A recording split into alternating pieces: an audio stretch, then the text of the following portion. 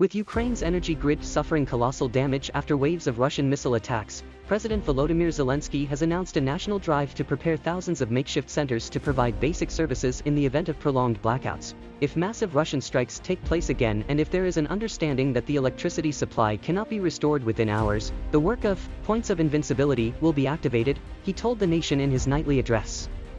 On Tuesday, all basic services will be there, he said, including electricity, mobile communications, internet access, heat, water, and first aid supplies. Almost no thermal and hydroelectric power plants remain undamaged after waves of Russian strikes aimed at energy infrastructure in recent months, according to the head of Ukraine's national electricity grid. The latest strikes on Wednesday afternoon caused massive power outages in Kyiv and other cities, as well as in neighboring Moldova. The scale of the destruction is colossal. Volodymyr Kudrytsky, the head of Ukrenergo, told a news conference on Tuesday.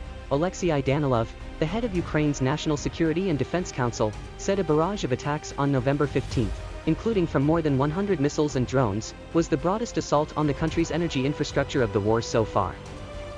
While Moscow is running low on precision cruise missiles, according to Ukraine and its allies, Ukrainian intelligence reports suggest the Kremlin still has enough in its arsenal to carry out attacks of a similar scale 3 or 4 more times. Andriy Yermak, an advisor to Mr. Zelensky, said that the aerial attacks on energy infrastructure are a part of a malign strategy by Russia, which has been pushed back into defensive positions in the south and northeast after Ukrainian forces reclaimed around 55% of the territory occupied by Moscow during the early months of the war.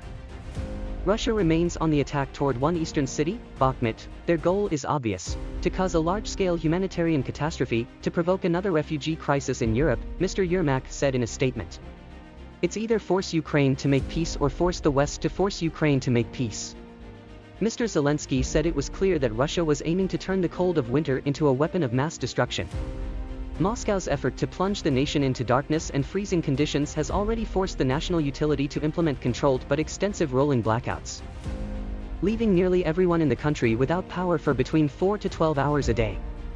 Mr. Zelensky on Tuesday encouraged people in towns and cities across the country to go to a government website, neslamnis.gov.ua, to find one of the 4,000 planned centers for basic services nearest their home. People working at the centers, he said, would be able to direct residents to the nearest gas station, bank, pharmacy, and grocery store in the event of a blackout. All of us must be prepared for any scenario, he said. I am sure, by helping each other, we will all be able to get through this winter together. In addition to the points of invincibility, its name meant to promote Ukrainian solidarity and courage, municipal workers in Kyiv are setting up 1,000 heating shelters that can double as bunkers for hundreds of people, stocked with essential supplies to last more than a week. Similar efforts are underway in towns and cities around the nation. In parts of the country recently reclaimed from retreating Russian forces, including the southern city of Kherson, the damage to infrastructure is so severe that Ukraine's government is helping residents evacuate to other parts of the country.